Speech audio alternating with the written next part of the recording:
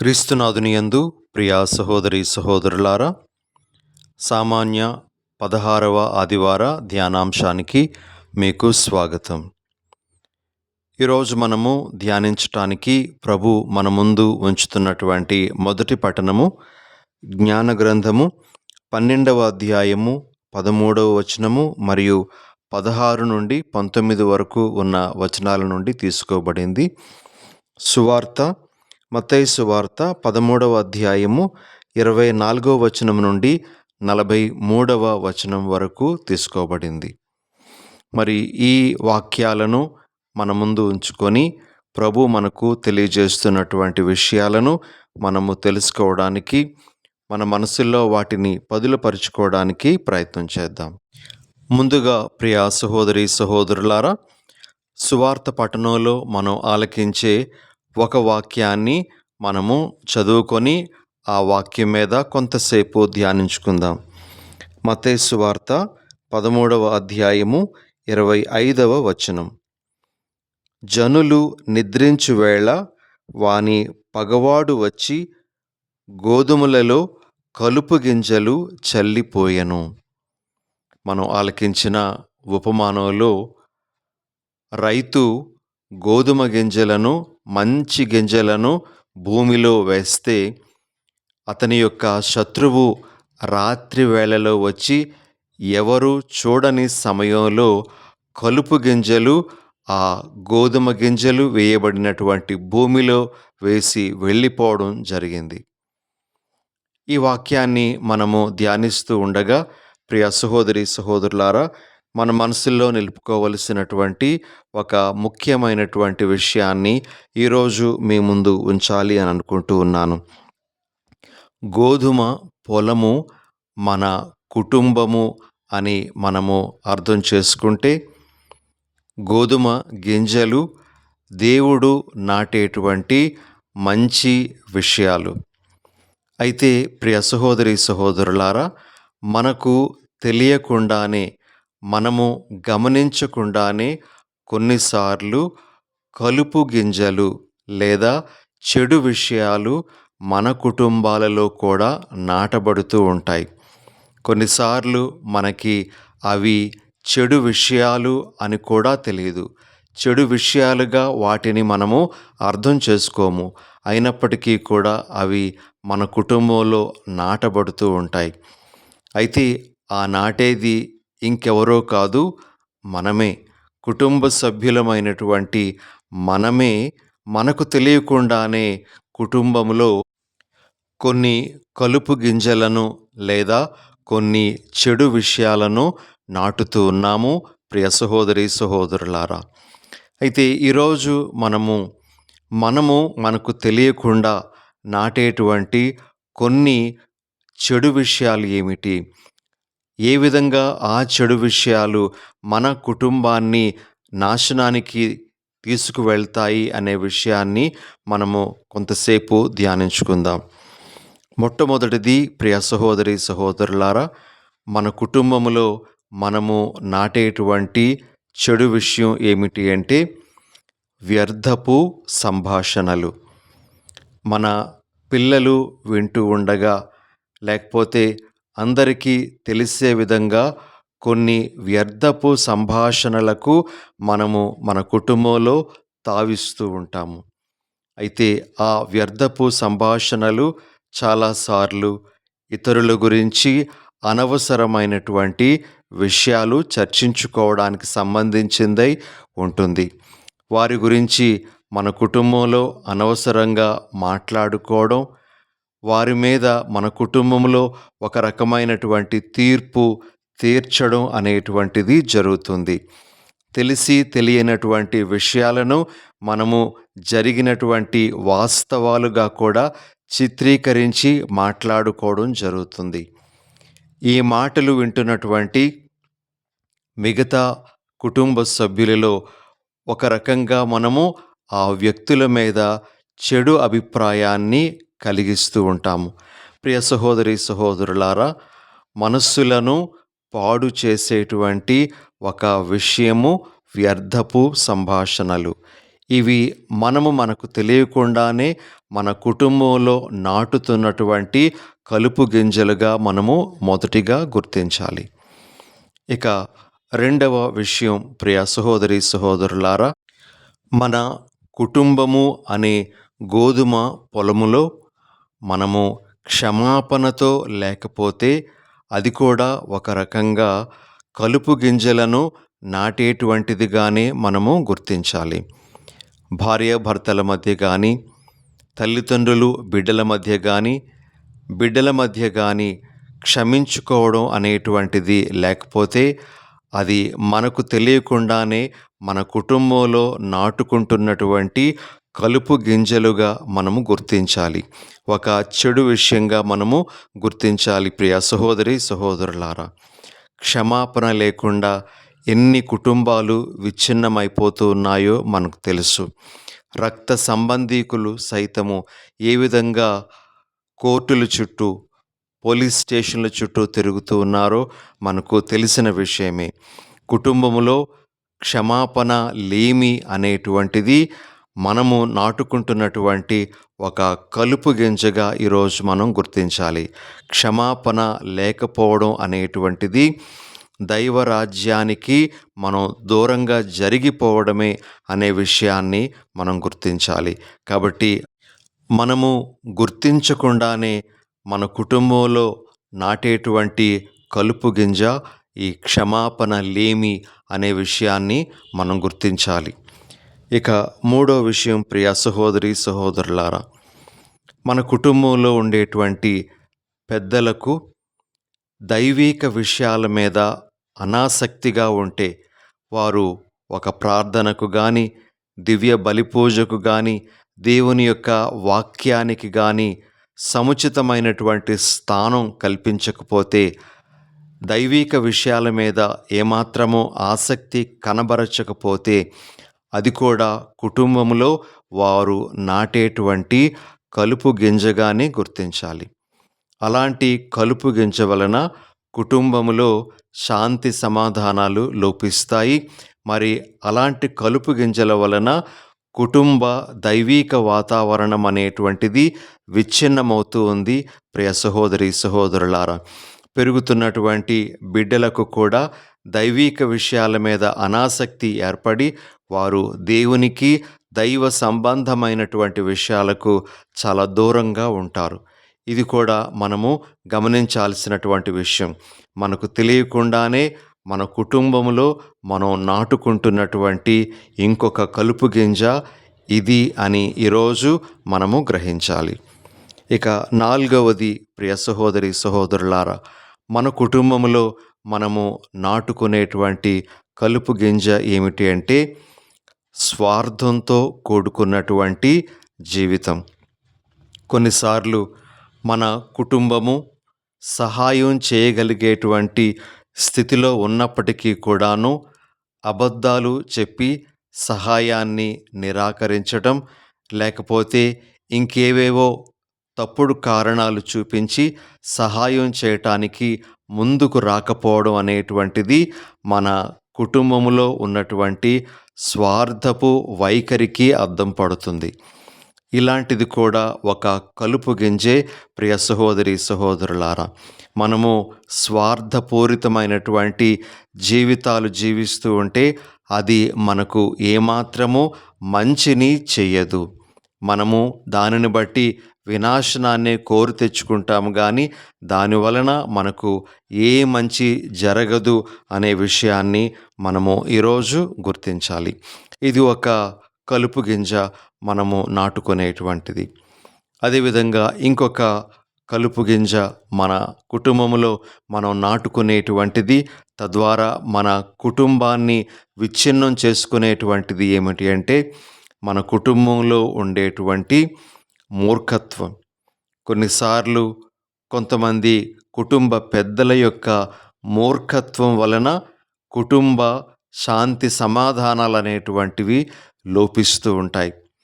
కొన్నిసార్లు తండ్రిగా ఒక వ్యక్తి తన బాధ్యతను చక్కగా నెరవేర్చకుండా మరి కుటుంబ సభ్యుల మీద తన పెత్తనాన్ని చెలాయిస్తూ వారిని అనవసరమైనటువంటి మాటలతో బాధిస్తూ, వేధిస్తూ, కొన్నిసార్లు వారి మీద చేయి చేసుకుంటూ మూర్ఖంగా ప్రవర్తిస్తే ఆ వ్యక్తి కుటుంబములో ఒక రకంగా విషబీజాలను నాటుతూ ఉన్నాడు అని మనం గుర్తించాలి ప్రియమైనటువంటి సహోదరి సహోదరులారా. తద్వారా తన కుటుంబము అనేటువంటి గోధుమ పంట పండకుండా అతడు అడ్డుపడుతూ ఉన్నాడు అని మనము ఈరోజు గుర్తించాలి. కొన్నిసార్లు తండ్రి యొక్క మూర్ఖత్వపు వైఖరి వలన బిడ్డలు ఇక కుటుంబ జీవితమే వ్యర్థము, మా తండ్రి ఇలా ఉంటే ఇక మేము పెళ్ళిళ్ళు చేసుకున్న తర్వాత మా భర్తలు కూడా ఇలాగే ఉంటారేమో అనేటువంటి విధంగా కుటుంబ జీవితాలకు కూడా దూరంగా ఉండడానికి ఇష్టపడేటువంటి వారు మనకు కనబడుతూ ఉంటారు. ఇది ఒక విషపు విత్తనముగా మనము ఈరోజు గుర్తించాలి ప్రియ సహోదరి సహోదరులారా. కాబట్టి మనకు తెలియకుండానే మన కుటుంబము అనేటువంటి ఆ గోధుమ నేలలో మనము విషబీజాలను లేదా కలుపు గింజలను నాటుతూ మరి మన కుటుంబము నాశనమైపోవడానికో విచ్ఛిన్నమైపోవడానికో మనం కారణమవుతూ ఉన్నాము అనే విషయాన్ని ఈ దినాన గుర్తించాలి ప్రియులగు సహోదరి సహోదరులారా. ఇక రెండవ విషయం ఏమిటి అంటే, ఈరోజు మనం ఆలకించేటువంటి మొదటి పఠనము అదేవిధంగా సువార్త పఠనాల ఆధారంగా కొన్ని ముఖ్యమైనటువంటి సందేశాలను ప్రభు మనకు ఇస్తూ ఉన్నారు. అందులో మొట్టమొదటి సందేశం ఏమిటి అంటే, దేవుడు మన ఎడల ఎంతో ఓపికతో సహనంతో ఉన్నటువంటి వారు అనే విషయము ఈనాటి మొదటి పఠనంలో మనము ఆలకిస్తున్నటువంటి విషయం. జ్ఞాన గ్రంథము 12వ అధ్యాయము 18వ వచనంలో మనము ఈ విధంగా దేవుని మాటలు వింటాం. నీవు మహాబలవంతుడవైన కరుణగల న్యాయాధిపతివి, నీవు కోరుకొనిన వెంటనే దండింపగల శక్తి గలవాడవు. అయినను నీవు మమ్ము ఓర్పుతో సహించి ఊరకుందువు. దేవుని యొక్క ఓర్పు సహనం గురించి ఇక్కడ చెప్పబడింది ప్రియ సహోదరి సహోదరులారా. మనం చేసినటువంటి పాపములకు వెంటనే మనలను ఆయన శిక్షించగలరు, కానీ ఆయన శిక్షించకుండా మన ఎడల ఎంతో ఓపికతో ఓర్పుతో ఆయన ఉంటూ ఉన్నారు అని ఇక్కడ మనము అర్థం చేసుకోగలము. ఇలాంటి వాక్యాలు మనము మరికొన్ని బైబిల్ గ్రంథంలో చూడగలము ప్రియ సహోదరి సహోదరులారా. ఉదాహరణకు కీర్తన 133వ వచనం, ప్రభు నీవు మా దోషములను గణించినచో ఇక ఎవడు నిలువగలడు? ప్రభువే గాని మన యొక్క తప్పిదములు ఒక్కొక్కటి లెక్కబెడితే మనము ఆయన ముందు నిలబడలేము. ఆయన యొక్క శక్తి ముందు మనము నాశనమైపోవలసినటువంటి వారమే అనేటువంటి భావాన్ని కీర్తనకారుడు ఇక్కడ మనకు తెలియజేస్తూ ఉన్నాడు. అదేవిధంగా 145వ కీర్తన 8వ వచనంలో కూడా మనము ప్రభు యొక్క సహనం గురించినటువంటి వాక్యాన్ని వినగలము. ప్రభువు ప్రేమపూరితుడు, కరుణానిధి, సులభముగా కోపపడువాడు కాదు, కృపామయుడు. ఈ విధంగా దేవుడు సహనము కలిగినటువంటి వాడు, మన ఎడల ఎంతో ఓపికతో ఉంటూ ఉన్నాడు అని మనము పరిశుద్ధ గ్రంథంలో చూస్తాం. అయితే ప్రియ సహోదరి సహోదరులారా, ప్రభు మన ఎడల ఎందుకు ఎంతో ఓర్పుతో సహనంతో ఉంటూ ఉన్నారు అని మనము పరిశీలిస్తే మనకు యెహెజ్కేలు గ్రంథము 33వ అధ్యాయము 11వ వచనంలో దానికి గల కారణము కనబడుతుంది. దుష్టుడు చనిపోవుట వలన నాకు సంతుష్టి కలుగదు, దుష్టుడు తన మార్గము నుండి వెనకకు మరలి బ్రతుకుట వలన నాకు సంతోషము కలుగును. ఇశ్రాయేలీయులారా, మీరు మీ దుష్ట మార్గము నుండి వెనుకకు మరలుడు, మీరు అనవసరముగా చావనేలా. ఈ విధంగా మనము అక్కడ వాక్యాన్ని వింటాం. ప్రియ సహోదరి సహోదరులారా, దేవుడు మన ఎడల ఎందుకు ఇంత సహనంగా ఓపికగా ఉంటూ ఉన్నాడు అంటే ఆయన మన మార్పును ఆశిస్తూ ఉన్నాడు. మన యొక్క మారు మనస్సును ఆయన కోరుకుంటూ ఉన్నాడు. ఎప్పటికైనా వీళ్ళు మారుతారు. ఎప్పటికైనా నా దగ్గరకు వస్తారు. మంచిగా నడుచుకుంటారు అనేటువంటి ఆశతో ఆయన మన కోసం ఎదురు చూస్తూ తన శిక్షను మన మీద వేయకుండా వేచి ఉంటూ ఉన్నారు అని మనం గ్రహించాలి. మనం ఆలకించినటువంటి ఉపమానంలో కూడా కలుపు మొక్కలు పెరిగినప్పుడు వాటిని వెంటనే ఆ పంట యజమాని తీసివేయడానికి ఒప్పుకోలేదు.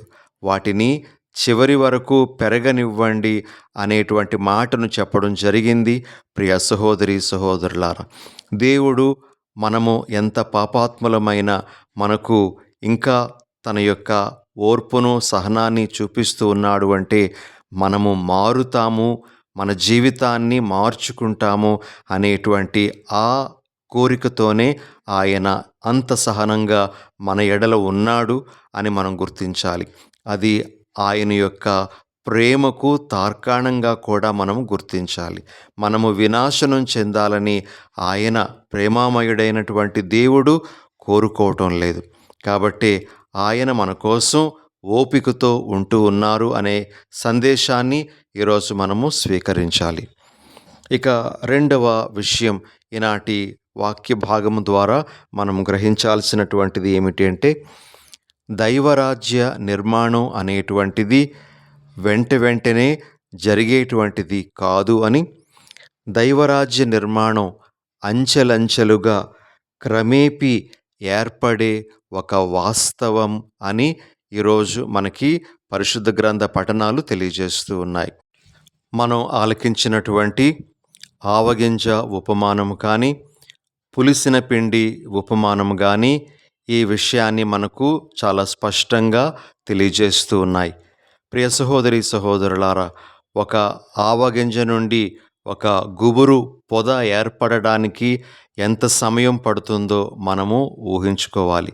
అదేవిధంగా ఒక 3 కుంచాల పిండిలో కొంచెము పులిసిన పిండిని కలిపినప్పుడు ఆ పిండంతా పులియబారటానికి ఆ రాత్రి సమయం ఏ విధంగా అవసరమవుతూ ఉందో అదేవిధంగా దైవరాజ్య నిర్మాణం కూడా వెంటనే జరగదు కానీ అది సమయం తీసుకుంటుంది అనే విషయాన్ని మనం గుర్తించాలి.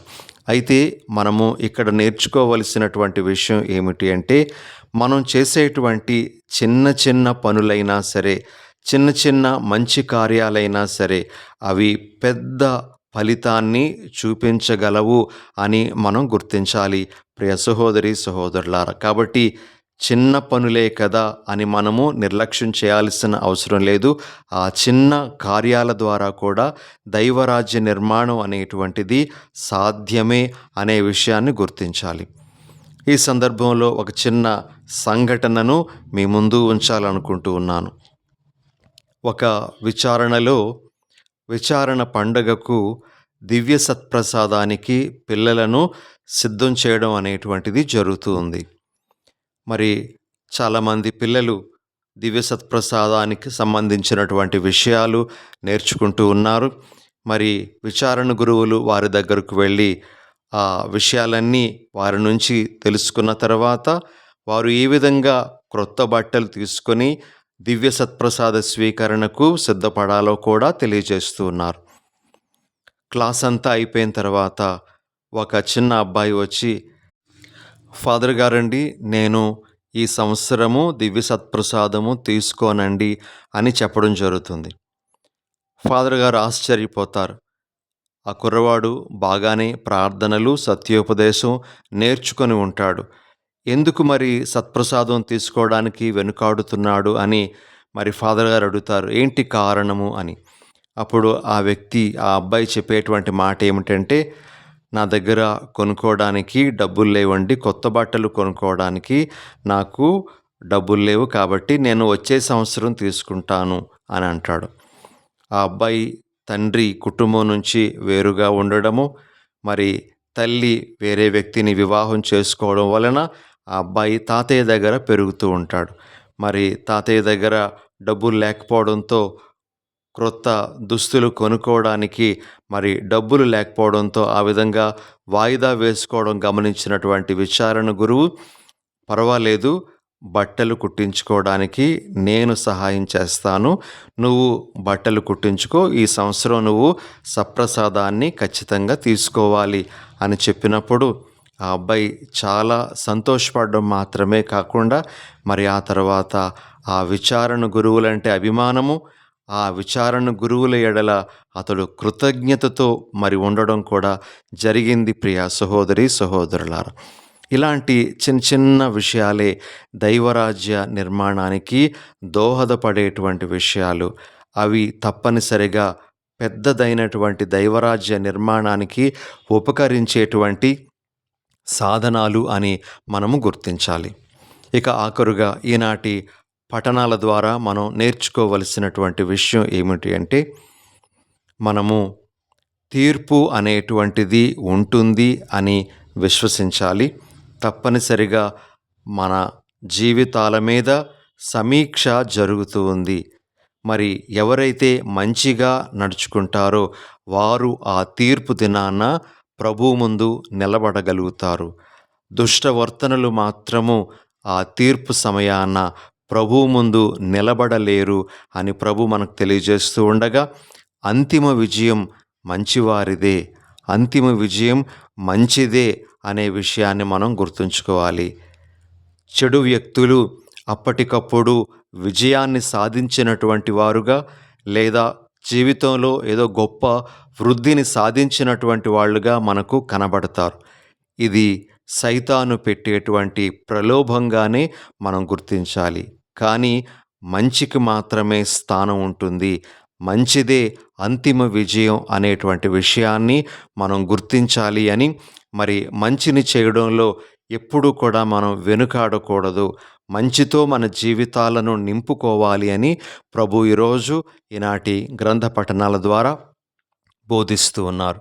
మరి ఇలాంటి విషయాలన్నీ మనము ఈ రోజున మన మనసుల్లో పదిలపరుచుకొని ప్రభు మనకు తెలియజేస్తున్న విధంగా నడుచుకోవడానికి ప్రయత్నం చేద్దాం. ప్రార్థన చేసుకుందాం. దయగల ప్రభువా, ప్రేమగల మా తండ్రి, మీ పరిశుద్ధ నామానికి స్తోత్రాలు. ప్రభువా, మేము మా కుటుంబము అనేటువంటి పొలములో కలుపు గింజలు నాటకుండా ఎల్లప్పుడూ మంచి విత్తనాలనే నాటుకోగలిగేటువంటి శక్తిని మాకు ఇవ్వండి. ప్రభువా, మీ యొక్క సహనాన్ని, ఓర్పును గుర్తించే వరం మాకు దయచేయండి. చిన్న చిన్న మంచి కార్యాలే దైవరాజ్య నిర్మాణానికి ఉపకరిస్తాయి అని, అంతిమ విజయం మంచిదేననే విషయాన్ని మేము ఎల్లప్పుడూ మా మనసుల్లో ఉంచుకొని దానికి అనుగుణంగా జీవించే వరాన్ని ఈ దివ్య బలి పూజలో మాకు దయచేయమని మా ప్రభువైన యేసు నామమున వేడుకొనుచున్నాము. ఆమెన్.